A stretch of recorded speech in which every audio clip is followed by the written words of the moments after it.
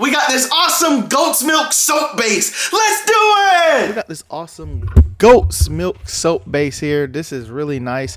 Now on the back of it, you got some good instructions here. And what is nice is that it already come in these nice little block sections, which is you can either cut it or pull it apart. I just pulled it apart, and this makes it easier to go ahead and melt it. So I just went ahead and just pulled them apart, put it in my nice little bowl here, and then I put this into the microwave in 30-second spurts. And then you got time in between to go ahead and start dancing in between while your soap gets fully melted here. And it is pretty easy. Now I also used some aloe vera here to add into my soap. You can add anything, and I just want to show you how like the actual aloe vera looks out of sight of the plant here. And then I just put it into a blender cup, and then I blended it up, and this is how aloe vera looks blended up.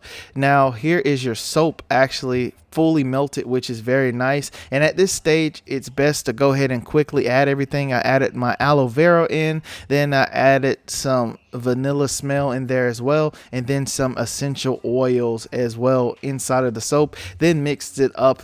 And what is cool, this stuff starts to cure, so you want to go ahead and have your soap mold. I have a big soap mold, so you can use like a smaller soap mold, but this is all that I had here. I mean, you can spray the top with alcohol to get rid of the bubbles, but I didn't do that, and I covered it and put it inside of the fridge for a faster curing time.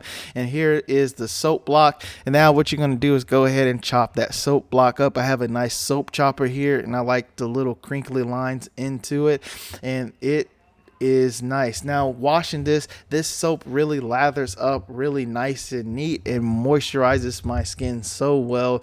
I was thoroughly surprised at how it feels on my skin, and I'm going to use this for my face and everything. Overall, I would recommend.